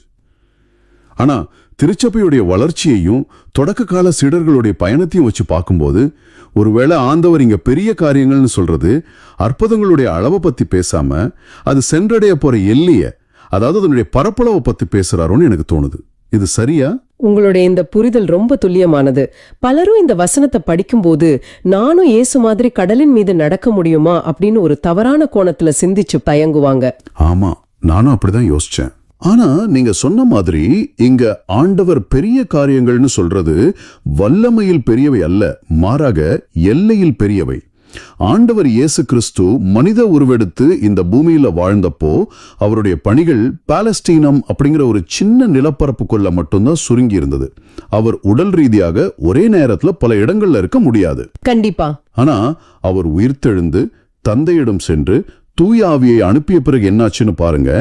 அதே நற்செய்தி, அதே அன்பின் செயல்கள் சீடர்கள் வழியாக பல்கி பெருகி உலகம் முழுமைக்கும் பரவிச்சு. இன்னைக்கு இதை கேட்டுக்கிட்டு இருக்கிற நேயர்களாகிய நாமும் நீங்களும் சேர்ந்து இந்த அன்பின் நற்செய்தியை எல்லா தேசங்களுக்கும் எல்லா மொழிகளுக்கும் கொண்டு போறோம். ஒரு சின்ன இடத்துல ஆரம்பிச்ச இயேசுவின் பணி இன்னைக்கு உலகெங்கும் விரிவடைஞ்சிருக்கு. இது பரப்பளவில் எவ்வளவு பெரிய காரியம். நேயர்களுடைய அன்றாட வாழ்க்கையோட இதை பொருத்தி பார்க்கணும்னா, பெரிய காரியங்கள் அப்படிங்கிறது நாமும் போய் மலையை பெயர்த்து கடல்ல போடுறது கிடையாது. மாறாக ஆண்டவர் ஆரம்பித்து வைத்த அந்த இறையாட்சியின் பணியை தூய ஆவியின் துணையோடு நம்மளுடைய அன்றாட வாழ்க்கையில தொடர்ந்து செய்யறது தான் அந்த பெரிய காரியம் இல்லையா? கண்டிப்பா. இதை நம்ம நேயர்கள் ரொம்ப ஆழமா உள்வாங்கிக்கணும். நீங்க ஒரு மருத்துவமனையில ஒரு நோயாளிக்கு ஆறுதலா 2 வார்த்தை பேசும்போது, யாரோ ஒரு ஏழை குழந்தையோட படிப்புக்கு உங்களால முடிஞ்ச உதவியை செய்யும் போது, அல்லது பல வருஷங்களா உங்களை வெறுக்கிற ஒருத்தரை நீங்க மனதார மன்னிக்கும் போது, அது ஆண்டவரே ஆச்சரியப்படுகிற ஒரு பெரிய காரியம். ரொம்ப அழகான விளக்கம். ஏன்னா அந்த ஒவ்வொரு சின்ன சின்ன அன்பின் செயல்கள் வழியாகவும் நீங்க இயேசுவின் பிரசன்னத்தை இந்த உலகத்துக்கு கொண்டு வர்றீங்க. ஒரு இருண்ட அறையில நீங்க ஏத்தி வைக்கிற சின்ன மெழுகுவர்த்தி வெளிச்சம் அந்த அறை முழுசும் பரவுற மாதிரி உங்களுடைய அன்பின் செயல்கள் ஆண்டவருடைய எல்லையை விரிவுபடுத்துது. அந்த மாபெரும் பொறுப்பைத்தான் ஆண்டவர் இந்த வசனத்தின் வழியா நம்ம நேயர்கள் ஒவ்வொருத்தருக்கும் நேரடியா கொடுக்கிறாரு. இது சாதாரணமான ஒரு வாசகம் கிடையாது. இது நம்ம ஒவ்வொருத்தருக்கும் விடுக்கப்படுகிற எவ்வளவு பெரிய ஒரு சவால், அதே சமயம் எவ்வளவு பெரிய ஒரு பாக்கியம். ஆண்டவர் நம்ம மேல எவ்வளவு நம்பிக்கை வச்சிருந்தா என்னை போல் நீங்களும் செய்வீர்கள்னு சொல்லியிருப்பாரு. ஆமா, அது ஒரு பெரிய நம்பிக்கை தான். நாம ஆரம்பத்துல அந்த சீடர்களுடைய உச்சக்கட்ட கலக்கத்தை பத்தி பேசணும். ஆனா தந்தை கிட்ட நமக்கான உறைவிடம் இருக்குங்கிற வாக்குறுதியும் வழியும் உண்மையும் வாழ்வுமாகிய ஆண்டவர் நம்மோடு இருக்காருங்கிற நிச்சயத்தையும் அவரை விட பெரிய காரியங்களை செய்யும் வல்லமையை தூய ஆவியார் வழியாக நாம பெறுவோங்கிற அந்த பேரானந்தத்தையும் கேட்ட பிறகு சீடர்களுடைய பயமெல்லாம் போய் ஒரு பெரிய தைரியம் வந்திருக்கும்னு நான் நம்புறேன். நிச்சயமா அந்த தைரியமும் தூய ஆவியாரின் வல்லமையும் தான் பின்னாடி திருச்சபையை உலகம் முழுக்க கட்டி எழுப்ப அவங்களுக்கு பெரிய உந்து சக்தியா இருந்துச்சு. எத்தனையோ துன்பங்கள், மரண அச்சுறுத்தல்கள் வந்த போதும் அவங்க பின்வாங்கல. ஏன்னா வழியும் உண்மையும் வாழ்வும் அவங்களோடு இருக்குங்கிற அந்த உறுதியான நம்பிக்கை தான் அவங்கள வழி நடத்துச்சு. இன்னைக்கு நமக்கும் அதே நம்பிக்கை தான் தேவைப்படுது. ஒரு ஆழமான சிந்தனை எனக்குள்ள வருது. அதை நம்ம நேயர்களோட நான் பகிர்ந்துக்க ஆசைப்படுறேன். சொல்லுங்க. ஆண்டவர் இயேசு கிறிஸ்து நமக்காக ஒரு நிரந்தரமான உறைவிடத்தை தயார் செய்ய போயிருக்கிறார் அப்படின்னு பார்த்தோம். அது நமக்கு மிகப்பெரிய ஆறுதலை தருது. ஆனால் அதைவிட முக்கியமான ஒரு சவாலான கேள்வி இருக்கு. ஆண்டவர் உங்களுக்காக ஒரு இடத்தை தயார் செய்ய போயிருக்கிறாரு, சரி. ஆனால் நீங்கள் வாழும் இந்த பூமியில், உங்கள் குடும்பத்தில், நீங்கள் வேலை செய்யும் இடத்தில், உங்களை சுற்றி இருப்பவர்களுக்கு ஒரு ஆறுதலின் உறைவிடமாக நீங்கள் மாற தயாரா? ஆண்டவர் உங்களை அந்த பெரிய காரியங்களை செய்யத்தான் அழைக்கிறார். இதை இந்த வாரம் முழுதும் சிந்தித்து பாருங்கள். ரொம்ப அருமையான சிந்திக்க தூண்டும் கேள்வி. இந்த இடத்தில்தான் இன்றைய பதிலுரை பாடலான திருப்பாடல்கள் 33 மிகவும் அர்த்தமுள்ளதாக மாறுகிறது. இதோட பல்லவி பாத்தீங்கன்னா, ஆண்டவரே உமது பேரன்பு எங்கள் மீது இருப்பதாக அப்படிங்கிறது தான். இந்த பல்லவியின் ஆழத்தை நேர்களாகிய உங்களுக்கு எப்படி பொருத்தி பார்ப்பது அப்படின்னு நம்ம பயணத்தை இப்ப தொடங்குவோம். சரி, தொடங்குவோம். இந்த திருப்பாடல்களின் தொடக்கமே ஒரு மாபெரும் கொண்டாட்டமா தான் அமையுது. அதாவது, நீதிமான்களே ஆண்டவரில் கழிகூறுங்கள், நீதியுள்ளோர் அவரை புகழ்வது பொருத்தமானதே. யாழிசைத்து ஆண்டவருக்கு நன்றி செலுத்துங்கள், பதிநரம்பு யாழினால் அவரை புகழ்ந்து பாடுங்கள் அப்படின்னு அழைப்பு விடுக்கப்படுது. இதுல அந்த 10 நரம்பு யாழ் அப்படிங்கிற வார்த்தை தான் என்ன ரொம்ப சிந்திக்க வச்சுது. அதுல என்ன சந்தேகம் உங்களுக்கு? சாதாரண ஒரு யாழுக்கும் இந்த 10 நரம்பு யாழுக்கும் அப்படி என்ன பெரிய வித்தியாசம் இருந்துற போகுது? நல்ல கேள்வி. அந்த வித்தியாசம் வெறுமனே இசையோட சத்தத்துல இல்ல, அத வாசிக்கப்படுற விதத்துல இருக்கு. வாசிக்கிற விதத்திலயா? ஆமா. திருவிவிலியத்தின் மூல மொழியான எபிரேய கலாச்சார பின்னணியில இத பார்த்தாதான் இதோட உண்மையான ஆழம் புரியும். இந்த 10 நரம்பு யாழ் அப்படிங்கிறது எபிரேய மொழியில கின்னோர் அல்லது நெவல் அப்படின்னு சொல்வாங்க. கின்னோர் அல்லது நெவல். ஓகே. இந்த வாத்தியத்தை வாசிக்கிறது அப்படிங்கிறது ரொம்ப எளிதான காரியம் கிடையாது. 10 நரம்புகளையும் ஒருங்கிணைத்து மீட்டுவது அப்படிங்கிறது அந்த இசைக்கலைஞரோட முழுமையான உடல், மனம், உணர்வு அப்படின்னு எல்லாத்தோட ஈடுபாட்டையும் கோருது. அதாவது ஒரு அரைகுறை கவனத்துல வாசிக்க முடியாது. கண்டிப்பா முடியாது. இது வெறும் ஒரு கடமைக்காக செய்யப்படுற ஒரு சடங்கு கிடையாது. ஒரு மாபெரும் கொண்டாட்டத்தையும் முழுமையான அர்ப்பணிப்பையும் இது குறிக்குது. புரியுது. அதாவது ஆண்டவரை துதிக்கும் போது நம்ம சிந்தனையில ஒரு சிறு பகுதி கூட வேற எங்கேயும் சிதறி போகாம 100% அவரோடு இணைஞ்சிருக்கணும் அப்படிங்கறதான் இந்த 10 நரம்பு யாழ் உணர்த்துது. வாவ், ரொம்ப ஆழமான விளக்கம். அது மட்டும் இல்லாம இதுல நீதிமான்களே அப்படின்னு அழைக்கப்பட்டிருக்கே, அதையும் நாம கவனிக்கணும். நீதிமான்கள் அப்படின்னு உடனே தவறே செய்யாதவங்க, வானத்திலிருந்து குதிச்சவங்க அப்படின்னு பலரும் தங்களை தகுதியற்றவங்களா நினைச்சுக்கிறாங்க. ஆமா, நிறைய பேருக்கு அந்த தயக்கம் இருக்கு. ஆனா உண்மை அது இல்ல. நீதிமான்கள் அப்படிங்கிறவங்க தங்க குறைகளை உணர்ந்து தொடர்ந்து ஆண்டவர் வழியில தங்களை இணைச்சிக்க துடிக்கிறவங்க தான். இவங்க ஆண்டவரை புகழ்வது ஏன் பொருத்தமானது தெரியுமா? ஏன்? ஏன்னா மனிதர்களாகிய நம்ம ஆன்மா ஆண்டவரை முழுமையா துதிக்கும் போது மட்டும்தான் அதோட அசலான முழுமையான சமநிலையை அடையுது. துதிக்கிறது அப்படிங்கிறது ஆண்டவர் தமக்காக கேட்கும் புகழ்ச்சி கிடையாது. அப்புறம் அது நமது ஆன்மா சிதறி போகாம ஒண்ணு சேர்றதுக்கு தேவையான ஒரு கருவி. அப்படியானால் துதி அப்படிங்கிறது நம்மள நாமே ஆண்டவரோட அலைவரிசைக்கு தகுந்த மாதிரி டியூன் செய்து கொள்ளும் ஒரு செயல்முறை அப்படின்னு சொல்லலாம். எக்ஸாக்ட்லி, ரொம்ப சரியா சொன்னீங்க. ஒரு நரம்பு சுருதி மாறினா கூட ஒட்டுமொத்த இசையும் எப்படி அபஸ்வரமா மாறிடுமோ அது போலதான் நம்ம வாழ்க்கையும். இப்போ நேர்களாகிய உங்களை பார்த்து நான் ஒரு கேள்வியை முன்வைக்க விரும்புறேன். கேளுங்க. இந்த 10 நரம்பு யாழ வாசிக்க ஒருத்தருக்கு தன்னோட 2 கைகளும் முழுமையான கவனமும் தேவைப்படுது. ஆனா இன்றைய இந்த டிஜிட்டல் உலகத்துல நமது வாழ்க்கை என்கிற யாழோட 10 நரம்புகளையும் நம்ம எதற்காக மீட்டுகிறோம்? சிந்திக்க வேண்டிய கேள்விதான். கொஞ்சம் யோசிச்சு பாருங்க. ஒரு நரம்பு நம்ம சமூக வலைத்தளங்கள் இழுத்துக்குது, இன்னொரு நரம்ப பொருளாதார கவலைகள் மீட்டிட்டு இருக்கு, வேறொரு நரம்ப உறவு சிக்கல்கள் ஆக்கிரமிச்சிருக்கு. ஆமா, எல்லாமே சிதறி கிடக்கு. நம்ம நமது முழு கவனத்தையும் ஆண்டவருக்கு நன்றி செலுத்த பயன்படுத்துகிறோமா, அல்லது பலவிதமான கவனச்சிதறல்களால நமது வாழ்வின் சுருதி தப்பி போயிருக்கா? ஒரு சில நரம்புகளை மட்டும் ஆண்டவருக்கு கொடுத்துட்டு மீதியை உலகத்தின் இறைச்சலுக்கு கொடுத்துட்டு அப்புறம் ஏன் என் வாழ்க்கையில அமைதி இல்லைன்னு வருத்தப்படுறோம். ஆமா, ஏன் என் வாழ்க்கையில அமைதியான இசை வரல அப்படின்னு நாம பல நேரங்கள்ல குறைபட்டுக்கிறோம். நம்ம கவனச்சிதறல்கள் தான் நமது பதட்டத்துக்கு ஆணிவேர் அப்படிங்கறத மிக தெளிவா சுட்டி காட்டினீங்க. இந்த இறைச்சல்களுக்கு மத்தியில நம்ம எதை நோக்கி நம்ம டியூன் செய்யணும் அப்படிங்கிற கேள்வி இயற்கையாவே எழுகிறது இல்லையா? கண்டிப்பா. நம்ம ஏன் சுருதி மாறாம ஆண்டவரை துதிக்கணும்? அதற்கான அழுத்தமான காரணம் என்னன்னா, ஆண்டவரின் வாக்கு நேர்மையானது, அவருடைய செயல்கள் எல்லாம் நம்பிக்கைக்கு உரியவை அப்படின்னு வாசகம் ஆணித்தரமா பதிவு செய்து நம்ம புரிஞ்சுக்கும் போதுதான் அந்த முழுமையான துதி சாத்தியமாகுது. இன்றைய காலகட்டத்துல வார்த்தை அல்லது வாக்குறுதி அப்படிங்கறதோட மதிப்பே குறைஞ்சிடுச்சுன்னு தான் சொல்லணும். ஆமா, ரொம்பவே குறைஞ்சிடுச்சு. செய்தித்தாள்களை திறந்தாலோ இணையத்தை பார்த்தாலோ எது உண்மை எது ஃபேக் நியூஸ் அப்படின்னே தெரியாத அளவுக்கு பொய்களாலும் திரித்து சொல்லப்படும் செய்திகளாலும் உலகம் நிரம்பி இருக்கு. அதான் யதார்த்தம். இப்போ தேர்தலுக்கு முன்னாடி கொடுக்கப்பட்டு அப்புறம் காற்றில் பறக்க விடப்படும் வாக்குறுதிகள், நெருக்கமான உறவுகளுக்குள்ள சாதாரணமா முறிக்கப்படும் நம்பிக்கைகள்னு நாம வாழ்ற காலமே வார்த்தைகளின் மீது நம்பிக்கையற்ற ஒரு காலகட்டமா மாறிடுச்சு. அப்படிப்பட்ட ஒரு சூழல்ல ஆண்டவரின் வாக்கு நேர்மையானது அப்படின்னு சொல்லும்போது அது ஒரு மிகப்பெரிய ஆறுதலா இருக்கு. நிச்சயமா. ஏன்னா மனிதர்களின் வார்த்தைகளுக்கும் செயல்களுக்கும் எப்போதுமே ஒரு பெரிய இடைவெளி இருக்கும். பல நேரங்கள்ல மனிதர்கள் ஒரு காரியத்தை சொல்லுவாங்க, ஆனா சூழ்நிலை மாறும்போது வேற ஒண்ணு செய்வாங்க. நம்ம அனுபவத்துல நிறைய பார்த்திருக்கோம். ஆனா ஆண்டவரின் வாக்கும் அவருடைய செயலும் ஒண்ணுக்கொன்னு முரண்படுவதே இல்ல. அவருடைய வாக்கு நேர்மையானது அப்படின்னா அவர் சொன்னார்னா அது கண்டிப்பா நடக்கும். அது வெறும் தகவல் கிடையாது, அது ஒரு செயல்பாடு. மேலும் அவர் நீதியையும் நேர்மையையும் விரும்புகின்றார். அவரது பேரன்பால் பூ உலகு நிறைந்துள்ளது அப்படின்னு நாம வாசிக்கிறோம். இந்த பேரன்பு அப்படிங்கிற வார்த்தை ரொம்ப ஆழமானது இல்லையா? ஆமா, இங்க இந்த பேரன்பு என்ற வார்த்தைக்கு பின்னால் இருக்கும் ஆழமான அர்த்தத்தை நாம கட்டாயம் தெரிஞ்சுக்கணும். எபிரேய மொழியில இதுக்கு ஹெசேட் அப்படின்னு பேரு. ஹெசேட். மனிதர்களிடம் நாம காணும் அன்பு அப்படிங்கிறது பல நேரங்கள்ல ஒரு கொடுக்கல் வாங்கல் போலவோ இல்ல உணர்ச்சி வசப்பட்ட ஒரு நிலையாகவோ தான் இருக்கும். இன்னைக்கு இருக்கும், நாளைக்கு மாறிடும். கரெக்ட். ஆனா இந்த ஹெசட் அப்படிங்கிறது ஒரு முறிக்க முடியாத உடன்படிக்கையின் அன்பு. இது ஒரு கான்ட்ராக்ட் மாதிரி கிடையாது. ஒப்பந்தம் அப்படின்னா 2 பேர்ல ஒருத்தர் மீறினா கூட அது ரத்தாகிடும். ஆமா, லீவ் வந்தாது செல்லாது. ஆனா உடன்படிக்கை அப்படிங்கிறது அப்படிப்பட்டதல்ல. நாம பலவீனப்பட்டு நம்ம தரப்பு வாக்குறுதியை மீறினால் கூட ஆண்டவர் தமது தரப்பில் உறுதியா நிற்பார். அவருடைய ஹெசட் என்ற அந்த நிலையான நிபந்தனையற்ற அன்பால தான் இந்த ஒட்டுமொத்த பூ உலகம் தாங்கி பிடிக்கப்பட்டிருக்கு.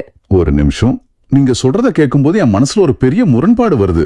நேயர்களுக்கும் இந்த கேள்வி கட்டாயம் தோணும். சொல்லுங்க, என்ன கேள்வி? ஆண்டவரின் பேர் அன்பால் பூ உலக நிறைந்துள்ளது அப்படின்னு திருப்பாடல்கள் சொல்லுது. அந்த ஹெசட் என்ற உடன்படிக்கையின் அன்புதான் உலகத்தை தாங்குதுன்னு நீங்க சொல்றீங்க. ஆனா யதார்த்தம் என்ன?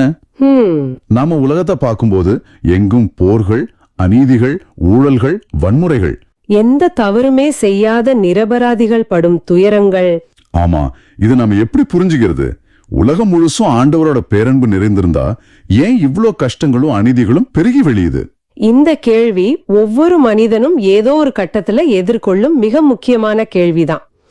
ஆண்டவர் அடிப்படையில் நீதியையும் நேர்மையுமே விரும்புகிறார்.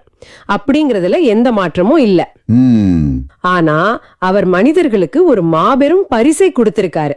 அதுதான் சுதந்திரமான விருப்பம், அதாவது ஃப்ரீவில். ஓ, சுதந்திரமான விருப்பம். ஆமா, இயந்திரங்களை போல மனிதர்களை அவர் படைக்கல. சுயமாக சிந்திச்சு முடிவெடுக்கும் ஆற்றலை கொடுத்திருக்கிறாரு. அந்த சுதந்திரத்தை தவறாக பயன்படுத்தி சுயநலத்துக்காக மனிதர்கள் மற்ற மனிதர்களுக்கு இழைக்கும் தீங்குகளால தான் இந்த உலகத்துல அநீதிகள் உருவாகுது. அப்போ மனிதர்களோட தவறான முடிவுகள் தான் இதுக்கு காரணம். மனிதர்கள் உருவாக்கும் இந்த அநீதிகளோட இருள் எவ்வளவு அடர்த்தியா இருந்தாலும் உலகம் முழுவதுமா அழிஞ்சிடாம காப்பது அந்த ஹெசட் என்ற அடித்தளம் தான். அநீதிகள் நடக்கும் போதெல்லாம் அந்த இருளுக்குள் வெளிச்சத்தை கொண்டு வர நீதியை காக்கும் மனிதர்களை ஆண்டவர் எழுப்பிக் கொண்டே இருப்பார். ஒரு நம்பிக்கையை தரக்கூடிய பதில் இது. மனிதர்களின் வீழ்ச்சிகளாலோ அநீதிகளாலோ ஆண்டவரின் அன்பின் உடன்படிக்கையை அடியோடு முறிச்சிட முடியாது. இதுதான் அந்த அன்போட இயங்கும் முறை. அப்படியானால் புயல் வீசும் கடலுக்கு மேல எவ்வளவு பெரிய அலைகள் கொந்தளிச்சாலும் கடலோட அடியாழத்துல எப்போதுமே ஒரு அமைதியான நீரோட்டம் இருப்பது போல. கரெக்ட், ரொம்ப நல்ல உதாரணம். மனிதர்களின் தவறுகளால் மேற்பரப்பில் வரும் அநீதிகளுக்கு அடியிலையும் ஆண்டவரோட அந்த மாறாத பேரன்பு தான் ஒட்டுமொத்த உலகத்தையும் தாங்கிக்கிட்டு இருக்கு அப்படின்னு நம்ம புரிஞ்சுக்கலாம். இது உண்மையிலே வாழ்வின் மீதான ஒரு பெரிய நம்பிக்கையை தருது. ஆமா. சரி, இந்த உலகளாவிய பார்வையிலிருந்து இப்போ ஒவ்வொரு தனி மனிதனுடைய அன்றாட வாழ்க்கைக்கும் வருவோம். தமக்கு அஞ்சி நடப்போரையும் தம் பேரன்புக்காக காத்திருப்போரையும் ஆண்டவர் கண்ணோக்குகின்றார் என்ற வரிகள் ரொம்ப நெருங்கமா நம்மிடம் பேசுது. ரொம்ப முக்கியமான வசனம் இது. ஆண்டவர் கண்ணோக்குகின்றார் அப்படின்னா நாம ஏதோ தப்பு செய்யறோமா அப்படின்னு சிசிடிவி கேமரா மூலமா கண்காணிக்கிற மாதிரி பலரும் நினைக்கிறாங்க. ஆமா, ஒரு பயம் இருக்கும். ஆனா அது அப்படி இல்ல. அது தன் குழந்தை என்ன செஞ்சாலும் அதோட மேல ஒரு தாய்க்குற அந்த பரிவான பார்வை. அதோட அஞ்சு நடப்பது அப்படிங்கறதையும் நாம வேறு விதமா தான் பார்க்கணும். ஆமா, அந்த பயம் அப்படின்றத நாம ஆழமான மரியாதை என்ற கோணத்துல தான் பார்க்கணும். அவர் கையில தடியோட நிக்கிறாரு, தப்பு செஞ்சா அடிச்சுடுவாரு அப்படின்னு பயந்து நடுங்கிறது அது இல்ல. ஓ, அப்படின்னா அந்த பயம் என்னது? மாறாக அவர் எவ்வளவு பெரியவர், அவர் நம்மை எவ்வளவாக நேசிக்கிறார், அவருடைய அந்த ஹிசட் அன்பு எவ்வளவு ஆழமானது அப்படிங்கறத உணர்ந்து அவருக்கு நம்ம கொடுக்கும் பயபக்தி. சொல்ல போனா அது காதலில் கலந்த ஒரு மரியாதை. காதலில் கலந்த மரியாதை. வாவ். அவர் மனதை நோகடிச்சிட கூடாது என்ற அந்த அக்கறை தான் அஞ்சு நடப்பது. இப்படிப்பட்டவங்களை ஆண்டவர் எப்படி வழிநடத்துகிறார் அப்படிங்கறத அடுத்த வரி இன்னும் மிக தெளிவா விளக்குது. என்ன சொல்லுது அடுத்த வரி? அவர்கள் உயிரை சாவி நின்று காக்கின்றார், அவர்களை பஞ்சத்திலும் வாழ்விக்கின்றார். இந்த இடத்துல உள்ள பஞ்சம் அப்படிங்கிற வார்த்தைக்கு நம்ம கொஞ்சம் கூடுதல் கவனம் செலுத்தணும். இன்றைய காலத்து மனிதர்களாகிய நமக்கு பஞ்சம் அப்படிங்கிறது வெறும் உணவு கிடைக்காத நிலை மட்டும்தானா? நிச்சயமா இல்ல. ஒரு காலத்துல விவசாயம் சார்ந்த சமூகத்துல மழை பெய்யாம நிலம் காஞ்சி போனா அது பஞ்சம். ஆனா இன்றைய நவீன உலகத்துல பஞ்சம் பல வடிவங்கள்ல பல முகமுடிகளை அணிஞ்சுக்கிட்டு வருது. உண்மைதான். படிச்சு முடிச்சுட்டு பல நிறுவனங்கள்ல ஏறி இறங்கியும் வேலை கிடைக்காம தவிக்கும் ஒரு இளைஞனுக்கு அது வேலையின்மை என்ற பஞ்சம். ஒரே வீட்டுல வாழ்ந்தாலும் கணவன் மனைவிக்கிடையே அல்லது பெற்றோர்கள் பிள்ளைகளுக்கிடையே மனம் விட்டு ஒரு வார்த்தை கூட பேசிக்கொள்ளாம போதே அது உறவுகளில் ஏற்படும் வறட்சி என்ற பஞ்சம். ரொம்ப ஆழமான பஞ்சம் அது. எல்லாம் இருந்தும் எந்த குறையும் இல்லாதது போல் தெரிஞ்சாலும் மன அழுத்தத்தால் பாதிக்கப்பட்டு இரவு முழுவதும் தூக்கம் வராம தவிக்கும் ஒருத்தருக்கு அது மன அமைதியின்மை என்ற பஞ்சம். எக்ஸாக்ட்லி. இப்படி உங்களோட வாழ்வில எந்த வகையான பஞ்சமா இருந்தாலும் சரி, தம்முடைய பேரன்புக்காக காத்திருப்போரை அதிலிருந்து மீட்டெடுத்து அவங்களை நிச்சயமா வாழ்விப்பார் அப்படிங்கறதா ஆண்டவரின் நேர்மையான வாக்கு. ஆனா இதுல நாம செய்ய வேண்டியது என்ன? காத்திருத்தல். அந்த காத்திருத்தல் அப்படிங்கிற வார்த்தையோட உண்மையான அர்த்தம் புரியாததாலதான் பலரும் சோர்ந்து போயிடுறாங்க. அது எப்படி? காத்திருத்தல் அப்படின்னா எந்த வேலையும் செய்யாம பொறுப்பை தட்டி கழிச்சுட்டு சும்மா கைகட்டி உட்கார்ந்துட்டு இருக்கிறது அப்படின்னு ஒரு பொதுவான மனநிலை இருக்கு. அது காத்திருத்தல் கிடையாது, அது சோம்பேறித்தனம். ஆமா, அது தப்பான புரிதல். உண்மையான காத்திருப்பு அப்படிங்கிறது ரொம்ப சுறுசுறுப்பான ஒரு செயல்பாடு. இத ஒரு விவசாயியோட உதாரணத்தோட இணைச்சு பார்த்தா மிக தெளிவா விளங்கும். ஒரு விவசாயி மழையை எதிர்பார்த்து மேகத்தை பார்த்து காத்திருக்கிறான். நிலம் காஞ்சு கிடக்கலாம், ஆனா அவன் சுல்லா உறங்குவதில்லை. பின்ன என்ன செய்வான்? அவன் என்ன செய்யறான்? அந்த வறண்ட நிலத்திலையும் தன் வியர்வையை சிந்தி உழுகிறான், களைகளை எடுக்கிறான், விதைகளை தயார் செய்யறான். தான் உழைப்ப 100% கொடுத்துட்டு அதுக்கப்புறம் முழு நம்பிக்கையோடு மழையை எதிர்பார்த்து காத்திருக்கிறான். இதுதான் உண்மையான காத்திருப்பு. நேர்களே, உங்களை பார்த்து நான் இந்த கேள்வியை கேட்க விரும்புறேன். இன்னைக்கு உங்களோட வாழ்வில் ஏதோ ஒரு பகுதியில பஞ்சம் இருக்கலாம். அது உங்களோட பொருளாதார சிக்கலா இருக்கலாம், உடல்நிலையா இருக்கலாம், அல்லது உறவு பிரச்சனையா கூட இருக்கலாம். அந்த பஞ்சத்தின் மத்தியில நீங்க எப்படி காத்திருக்கீங்க? எந்த விடையுமே கிடைக்கலையேன்ற ஏமாற்றத்துல சோர்ந்து போய் முடங்கி கிடக்கிறீங்களா? அல்லது அந்த விவசாயியை போல உங்களோட கடமைகளை முழுமையா செஞ்சுட்டு முழு நம்பிக்கையோடு ஆண்டவரின் செழிப்பிற்காக உங்களது நிலத்தை தயார் செய்து கொண்டிருக்கிறீர்களா? ரொம்ப முக்கியமான கேள்வி இது. விவசாயியோட அந்த உழவுதான் அவன் மழையின் மீது வச்சிருக்கிற நம்பிக்கையோட வெளிப்பாடு. அது போலவே உங்களோட கடமைகளை நீங்க தொடர்ந்து செய்வதில தான் ஆண்டவரோட வாக்குல நீங்க வச்சிருக்கிற நம்பிக்கை வெளிப்படுது. நமது வாழ்வுல எந்த பஞ்சம் வந்தாலும் எந்த வறட்சியை நம்ம சந்திச்சாலும் ஆண்டவரோட வாக்கு பொய்க்காது அப்படிங்கிற அந்த ஹெசட் அன்பின் மீது நம்ம வைக்கும் ஆழமான நம்பிக்கை தான் நம்மை காப்பாத்தும். கண்டிப்பா. அந்த நம்பிக்கையோட செயல்படுவதுதான் உண்மையான சுறுசுறுப்பான காத்திருப்பு. முழுமையான துதியும் நம்பிக்கையான காத்திருப்பும் சேரும்போது பஞ்சத்தின் நாட்கள் நிச்சயமா மாறும். ரொம்ப அழகா சொன்னீங்க. இன்றைய நமது உரையாடலோட ஆழங்களை நம்ம கொஞ்சம் திரும்பி பார்ப்போம். இந்த திருப்பாடல்கள் ஒரு மாபெரும் கொண்டாட்டமான யாழ் இசையில 10 நரம்புகளையும் ஆண்டவருக்காக மீட்டும் ஒரு ஆனந்த துதியோடு தொடங்குச்சு. ஆமா. முரண்பாடுகள் நிறைந்த பொய்கள் மலிந்த இந்த உலகத்துல நாம ஏன் நமது முழு கவனத்தையும் குவித்து ஆண்டவரை துதிக்கணும் அப்படிங்கறத நம்ம புரிஞ்சுக்கிட்டோம். ஏன்னா அவரோட வாக்கு நேர்மையானது. அவரோட அன்பு என்ற அந்த ஹெசட் நம்மை பலவீனப்படும் போது நம்மை கைவிடாதது.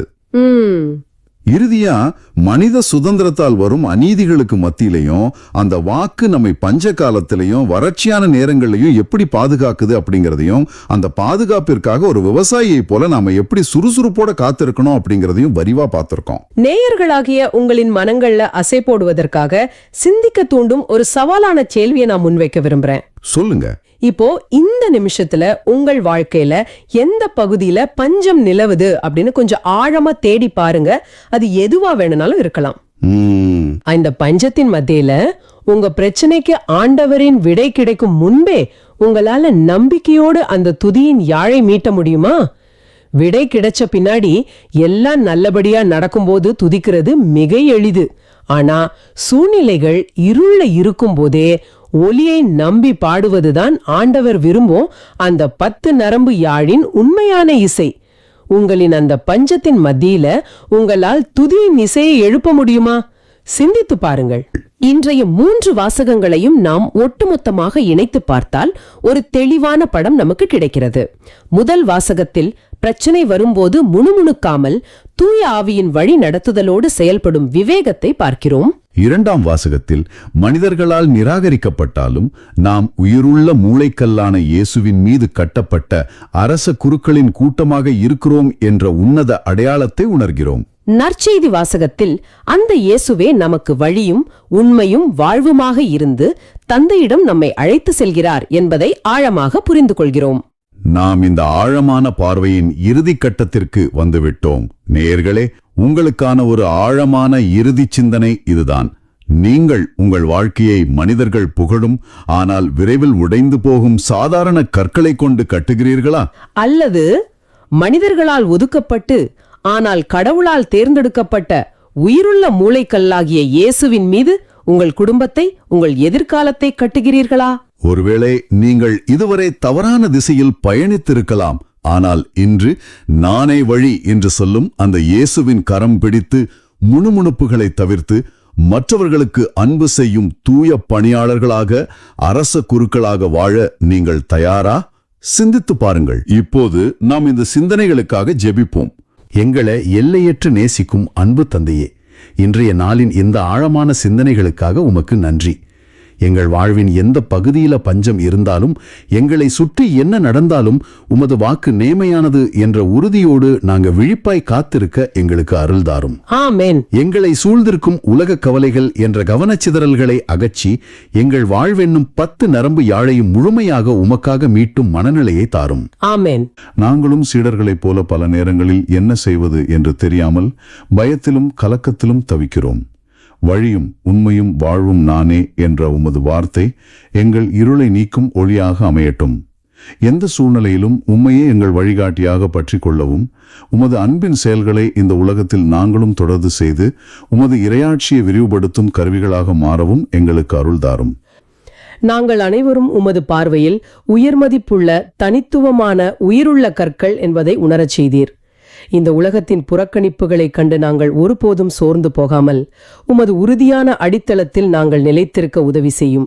ஆமாம் ஆண்டவரே. நாங்கள் மற்றவர்களை தாங்கி பிடிக்கும் ஆவிக்குரிய இல்லமாக, ஒவ்வொரு நாளும் அன்பின் பலிகளை செலுத்தும் தூய குருக்களின் கூட்டமாக மாறி உமது மேன்மை மிக்க ஒளியை எங்கும் பரப்ப எங்களுக்கு அருள் தாரும். இன்று நாங்கள் தியானித்த இந்த ஆழமான வார்த்தைகள் எங்கள் ஒவ்வொருவரின் வாழ்விலும் 100 மடங்கு பலன் தர வேண்டும் என்று கேட்கிறோம். எங்கள் அழைப்பை உணர்ந்து உமது ஆவியின் ஞானத்தோடு எங்கள் பொறுப்புகளை நிறைவேற்றவும், எங்களை சுற்றியுள்ளவர்களுக்கு நீதியோடும் அன்போடும் செயல்படவும் எங்களுக்கு அருள் தாரும். எங்கள் ஆண்டவராகிய இயேசு கிறிஸ்துவின் பெயரால் மன்றாடுகின்றோம். ஆமேன். ஆமேன். இந்த ஆழமான பார்வை உங்களுக்கு பயனுள்ளதாக இருக்குதுன்னு நினைச்சா மத்தவங்களுக்கு இந்த வீடியோவை ஷேர் பண்ணுங்க.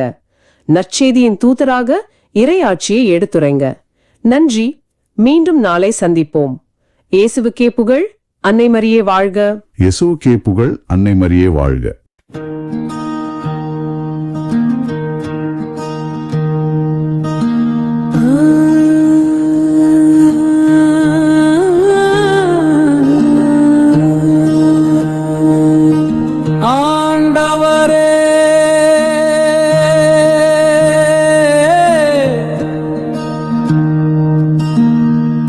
உமது பேரன்பு எங்கள் மீது இருப்பதாக.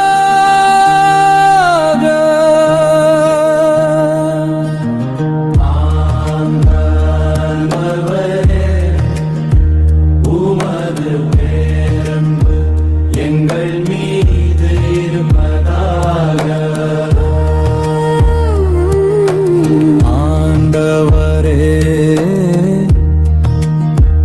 உமது பேரன்பு எங்கள் மீது இருப்பதாக.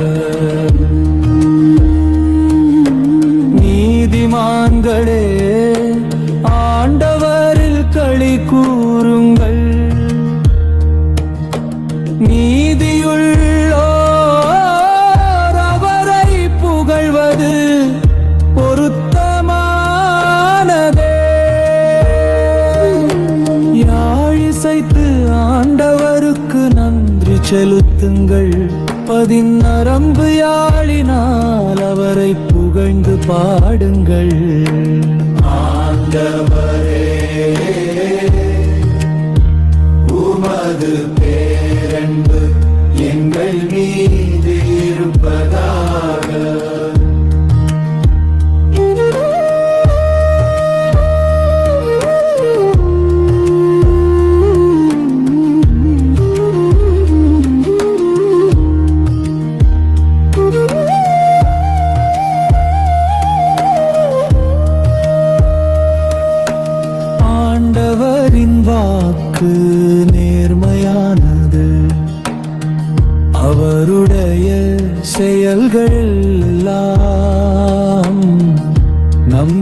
நன்மைக்குரியவை அவர் நீதியையும் நேர்மையையும் விரும்புகின்றார். அவரது பேரன்பால் பூவுலகு நிறைந்துள்ளது. ஆண்டவரே, உமது பேரன்பு எங்கள் மீது இருப்பதாக.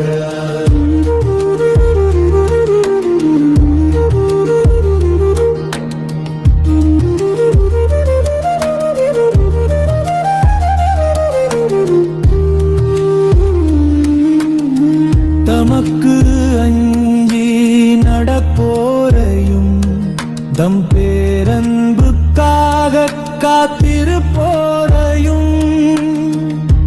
ஆண்டவர் கண்ணோக்குகின்றார். அவர்கள் உயிரை சாவி நின்று காக்கின்றார். அவர்களை பஞ்சத்திலும் வாழ்விக்கின்றார். ஆண்டவரே, உமது பேரன்பு எங்கள் மீது இருப்பதாக. ஆண்டவரே, உமது பேரன்பு எங்கள் மீது இருப்பதாக.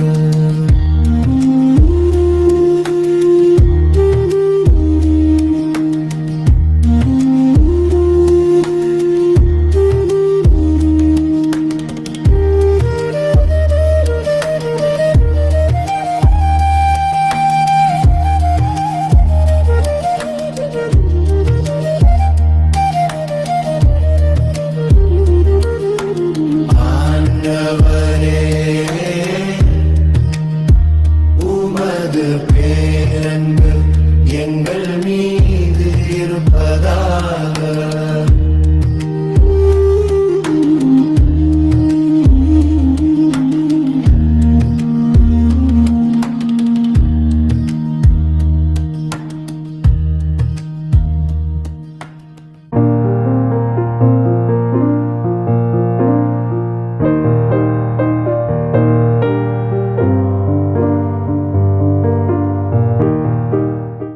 நீங்கள் காண்பவற்றை காணும் வாய்ப்பை பெற்றோர் பேறு பெற்றோர். ஏனெனில் பல இறைவாக்கினர்களும் அரசர்களும் நீங்கள் காண்பவற்றை காண விரும்பினார்கள், ஆனால் அவர்கள் காணவில்லை. நீங்கள் கேட்பவற்றை கேட்க விரும்பினார்கள், ஆனால் அவர்கள் கேட்கவில்லை என நான் உங்களுக்கு சொல்கிறேன்.